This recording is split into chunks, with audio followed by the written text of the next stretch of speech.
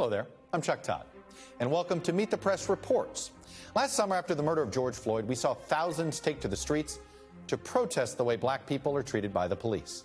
Among those speaking out, professional athletes from just about every sport. And it sounds like this, that we need to stick together. Put a fist up. We knew a focus was going to be on Say Her Name, and focus was going to be on social justice. Silence is no longer an option. I'm fighting for my teammates and their families and their communities. We needed to come together as a group, as players, and show that we believe that Black Lives Matter. It's amazing to me why we keep loving this country, and this country does not love us back. Games were postponed across leagues to shine a light on this issue. But this is not the first time we've seen athletes use their playing time to call out injustice. In the 1950s, Lakers star Elgin Baylor boycotted a game after he and two other black teammates were told they could not stay in the team hotel in West Virginia. In the 1960s, Bill Russell and other black members of the Boston Celtics, they did the same after they were refused service at a restaurant in Lexington, Kentucky. Players have also used their uniforms to make a statement. The Phoenix Suns protested Arizona's immigration policies by wearing Los Suns on their jerseys.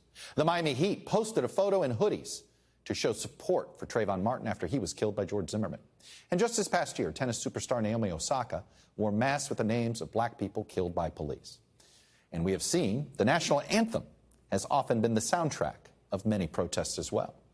In 1968, famously, Tommy Smith and John Carlos raised their fists on the medal podium during the Mexico City Olympics. Colin Kaepernick kneeling during the anthem in 2016 to protest police brutality against African Americans. And then there's the one person whose name is synonymous with athletes who protest, Muhammad Ali. Ali refused induction into the U.S. Army as a conscientious objector. He was convicted of draft evasion, sentenced to 5 years in prison, and stripped of his heavyweight title, all for his political beliefs. My colleague Craig Melvin has more on how athletes, from Jack Johnson to Ali and Jackie Robinson to Colin Kaepernick, have focused the nation's attention on injustice. A statue stands in Philadelphia dedicated to a sports hero. No, not the famous one to the fictional boxer, but a statue of Octavius Catto. He was an abolitionist, a Civil War veteran, and a pioneer in baseball. His example can be found throughout history. Jackie Robinson, Muhammad Ali, Billie Jean King, John Carlos, and Tommy Smith. Colin Kaepernick, sports stars who fought for equality. It's my job to make sure that the people out here are taken care of. Anquan Boldin retired from the NFL in 2017 to devote his life to activism. What have you learned from some of those folks who came before you, who did what you were doing now? Well, number one, I learned that we have a voice. I think right now we're in an era where athletes are realizing the power of their voice, which is a good thing. And with that comes a responsibility. You have to make sure, if you're going to speak about issues, make sure you educate yourself. And I think that's a big responsibility that we have. Boldin is a founding member of the NFL's Players Coalition, formed in cooperation with the league to tackle social justice issues important to the players, following the anthem protest started by Colin Kaepernick. I think it's important to get the right information. And I think there's a lot of people that have been in this fight for a long time that can point you in the right direction. And I think that's another reason why athletes' platforms are so great, right? Because we have people that have been doing this work for 40, 50, 60 years, right? And a lot of times the work that they're doing, no one hears about it. But when an athlete comes alongside of them and lifts up their voice, now everybody is paying attention to what this group is doing. And that's the power that an athlete platform has. Dr. Harry Edwards has been a leading voice on activism in sports for nearly 5 decades. Star athletes, he says, get involved because they know how lucky they are. They realize that this is an exceptional situation. Many of them, however, are still connected to communities, to families, kinship, friends, people who went to school with them, other athletes who were great high school athletes, or even great college athletes who never got to the level that they got to and are now suffering the circumstances of the average person in American society. But these great athletes still believe in the promise of this country. They could pack away their gear and essentially say, hey, I got mine, to hell with everybody else, but they don't do that. Dr. Edwards points out that female athletes are often the first to take up a cause, despite facing racial and gender bias. For proof, look no further than the WNBA. Its players wore protest shirts and held work stoppages early on. This league is close to, if not over 80% of black women. We have cousins, we have brothers, we have sisters, mothers, everyone. We matter, and I think that's important. We black women, we used to people trying to tell us to shut up. We don't care. We here. We gonna say what we gotta say. We gonna say how we feel. Some sports stars never set out to be protest leaders. Take Bubba Wallace, NASCAR's only black full-time driver. He felt compelled to call on NASCAR to ban the Confederate flag from races, which the circuit did. Last season, I mean, the Confederate flag debacle in NASCAR, you caught a lot of flack for that. Yeah, I always will. But why do you think that was? People, I'm guilty of it. People judge a book by its cover. And they already have your mind made up 100%. So they see just the base level of things and their assumptions made, and that's it. But you know there were a good chunk of folks who follow the sport that blamed you for the flag no longer being allowed to fly at NASCAR. Oh, yeah, no doubt. Get this thing out of here. So I'll take all the blame. It's for the better. There's been a price to activism in years past. Muhammad Ali lost his title for protesting the draft. Carlos and Smith were kicked out of the Olympics. Kaepernick never played again in the NFL. And yet, protests during the anthem became a common sight. Players can sit out a game to signal their outrage with the support of their teams and their sponsors, but do they have the support of their fans? You do know that there are still people who say, when I go home, I just want to watch the game. I want to keep my sports separate from my politics. What do you say to those people? I would say to people that's actually not true, because when an athlete speaks out in favor of what you want, then you're all for it. But anytime an athlete speaks out about something that opposes your view, then you have a problem with it. So it's not that you want athletes to just stick to sports. It's that you want athletes to agree with you.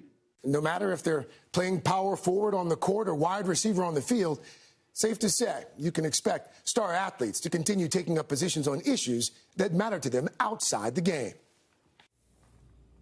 Craig Melvin, my colleague from the Today Show, reporting for us on that one. And joining me now is Kevin Blackistone. He's a national sports columnist for the Washington Post, a frequent panelist on ESPN's Around the Horn, and Chelsea Janes, a national baseball reporter for the Washington Post, who also double dips sometimes on political reporting as well. Welcome to both of you.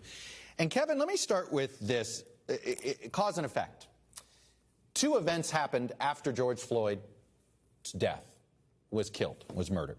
You had the commissioner of the NFL putting out a video suddenly acknowledging racial injustice on June 6, 2020. Major League Baseball decides to incorporate the Negro League statistics into all baseball statistics, essentially getting rid of statistical segregation in the baseball world. Was George Floyd's murder this tipping point that suddenly has made a lot of people open their eyes? Is it really that simple? Well, it's not that simple, but there's no question that George Floyd's murder, the uprising after it around this country and around the world, was a tidal wave that struck much of the racist structure, ideology, and symbolism in this country and knocked it to the ground. I mean, not only what you just mentioned, but remember, right here in this city, right here in Washington, D.C., where people had been concerned and protesting for many, many years against the racist name of the Washington football team, all of a sudden that got washed away. The same thing happened in Cleveland with the imagery around the baseball team there and its name, which soon will disappear.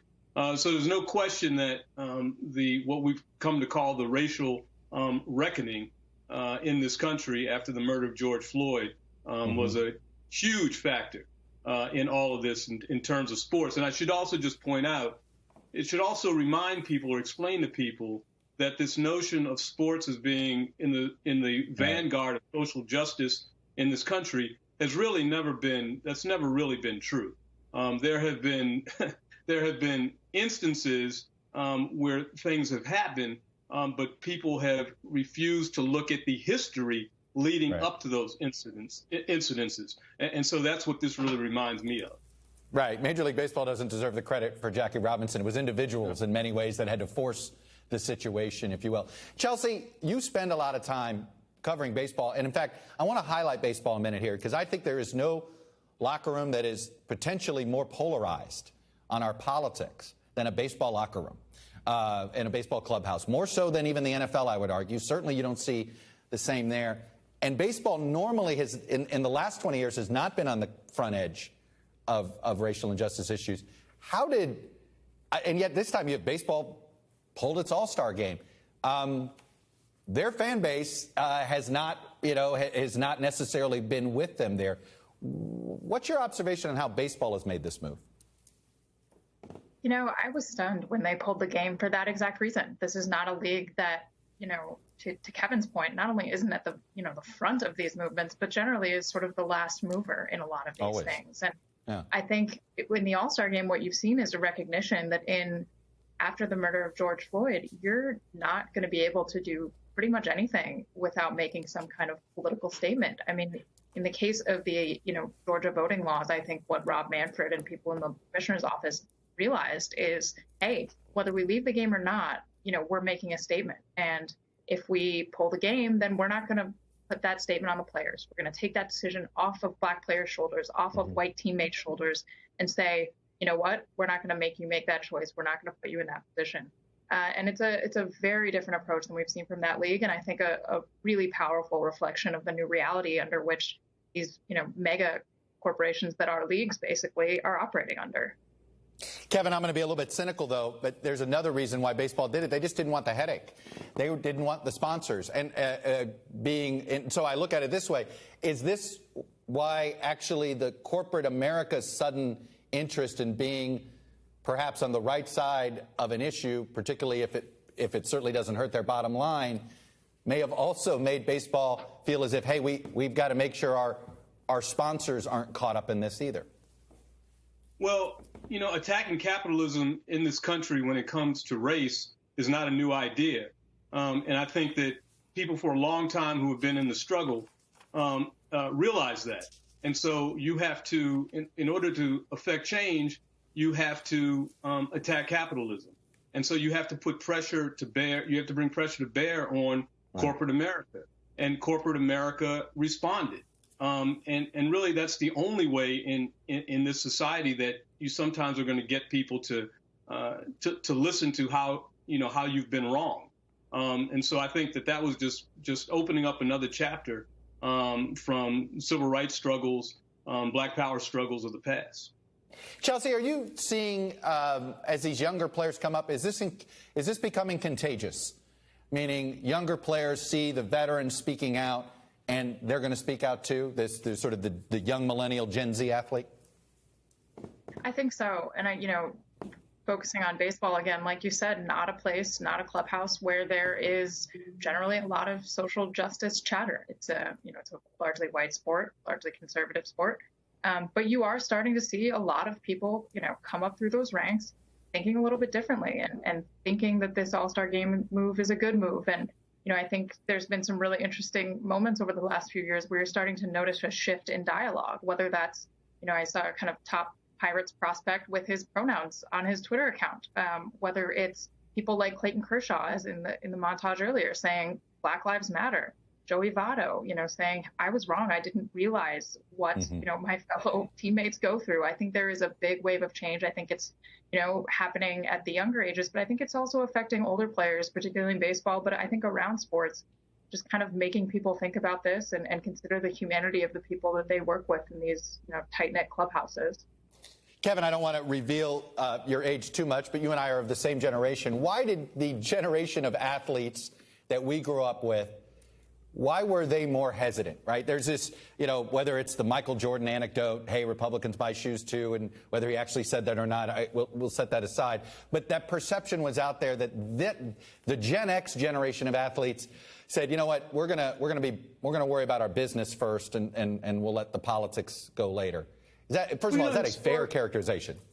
Well, historically, and you alluded to this in the beginning of the segment, there have been athletes of color, Black athletes in particular, who have been outspoken for a very long time on very critical issues, particularly those pertaining to race. I teach a course. I designed a course at the University of Maryland called Sports, Protest, and Media to examine that very thing. You know, we've had people in the 1950s, people at the turn of the last century who have protested against this. Why the athletes that we grew up with were more quiet?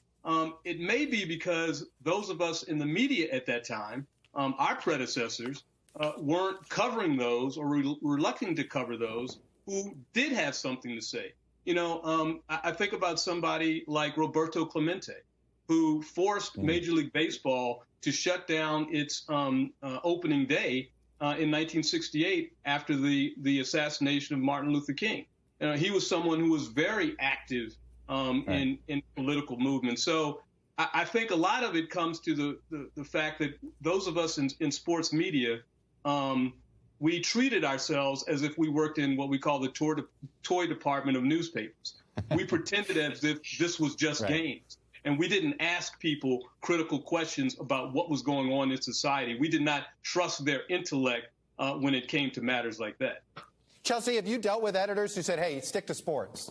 You know, think about the Naomi Osaka situation here. And look, I think she wants to compartmentalize. You know, you could make an argument that an athlete might say, hey, I've got something to say, but at this press conference, I'll talk about my on-court situation, and we can have a separate conversation over here.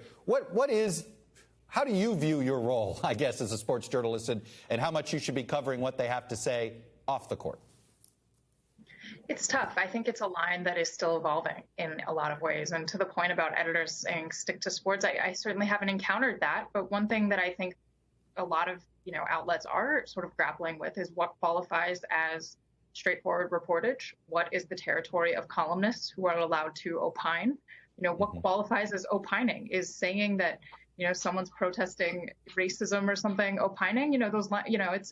Perhaps some people think it shouldn't be, some think it should.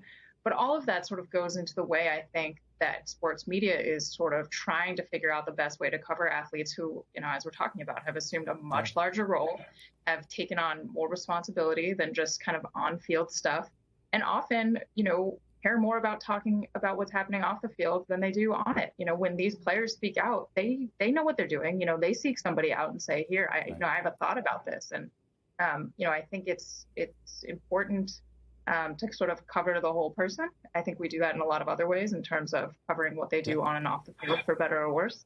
And so if they want to talk about it, I think it's our responsibility to give them that platform, but do it in a way that is, respectful to their intellect and, respectful of what's opinion and what's fact.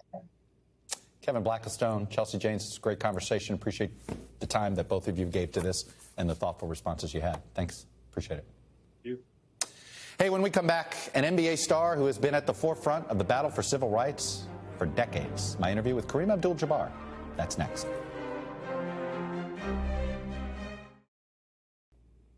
Welcome back. Before he was a six-time NBA champion or a two-time NBA Finals MVP, before he was inducted in the Hall of Fame, Kareem Abdul-Jabbar was an activist, an athlete activist. He boycotted the '68 Olympics. He attended the 1967 Cleveland Summit, where Muhammad Ali announced he would be a conscientious objector and refused to serve in the Vietnam War. In fact, he was an activist before he was Kareem Abdul-Jabbar. His name at the gathering in Cleveland was Lou Alcindor. I spoke with Kareem Abdul-Jabbar earlier and began by asking him to reflect on how the NBA, which often leans into civil rights and social justice activism, has evolved since he was first drafted into the league in 1969. Well, I think we went through a period there where guys didn't understand how important it was. These issues really haven't been hiding anywhere, but nobody knew how to deal with it. And just the fact that people are concerned about it and want to do something about it really has evolved into this moment. And, people that have not had the opportunity to use whatever tools they have to change things now see that, hey, if there's an issue that I care about, I can do something about it. And again, that's a very good thing. With age comes wisdom. But what was remarkable about you is you seem to have this equilibrium about you, whether it was in 1967, 1987, or now, you know, the version of yourself in 1967 and 68, when the name calling happened, how did you not snap? It was very fortunate for me that I had good role models. So Bill Russell and Jackie Robinson were, you know, people that I admired, and Muhammad Ali was someone that I admired. They had a knack for it. They understood that, you know, America had to be led in certain ways to seeing that the right thing to do was very obvious. Sometimes that's a hard message to get across. Take us back to the Ali Summit in Cleveland in 1967. You look back on it now, and it looks as an iconic moment. Did it feel as big then when you participated as it looks today? Well, I thought it was an important moment. I didn't know how the nation would have looked at it, but I thought it was important because these were all guys that a lot of them were vets. A lot of them had served in the Army, and you know, they didn't really want to see themselves as being too accommodating to a conscientious objector. But you know, they questioned Ali on his beliefs and you know, what he felt was important, and he convinced everybody. You know, he lectured us on the fact that we should be there standing with him, and you know, he was very convincing, and everybody knew from that moment that he was going to not step forward and be inducted into the Army because he was a conscientious objector. And the Supreme Court found that his feelings on the subject were genuine, and they supported him. Yeah. It was a good day.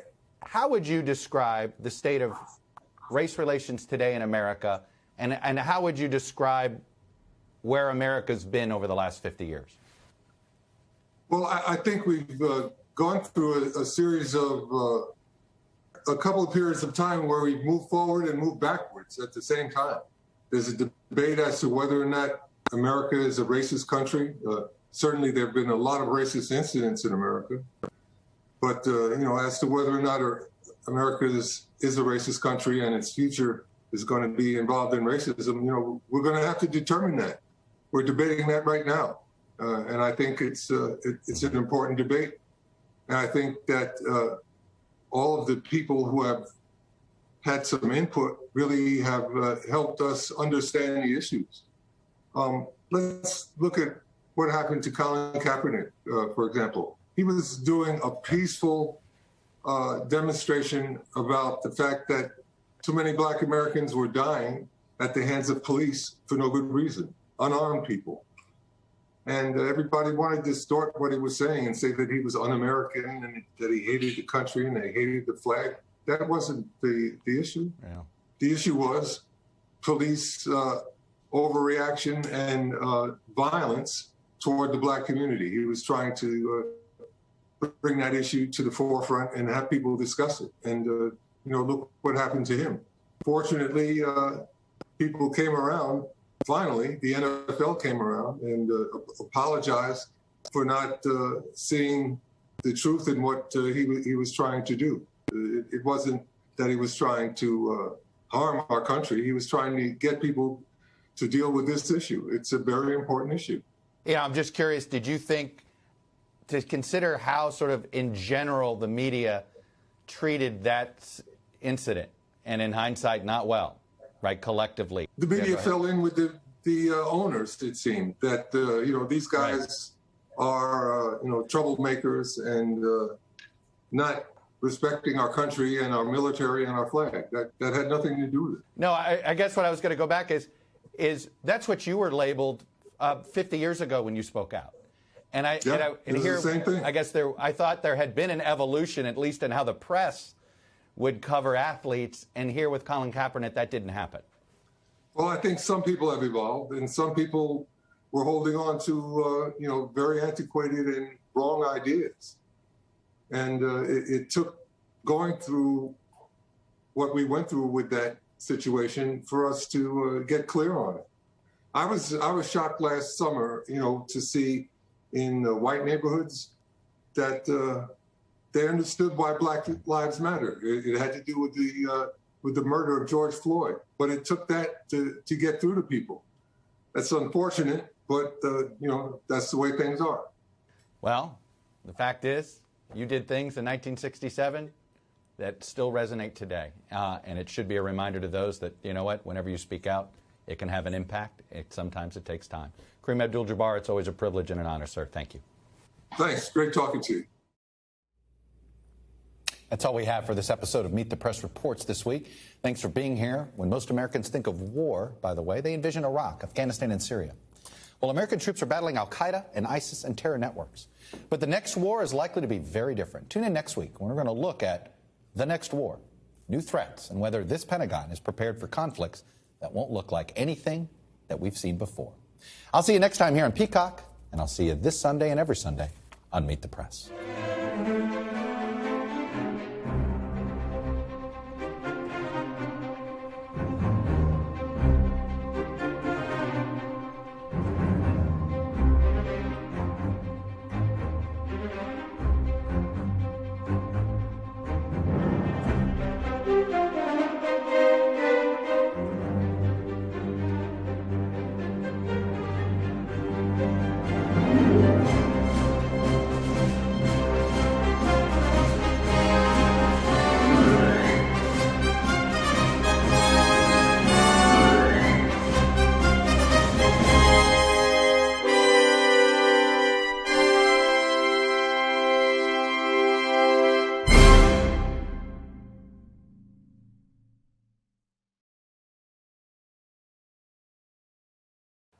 Hey, thanks for watching our YouTube channel. Follow today's top stories and breaking news by downloading the NBC News app.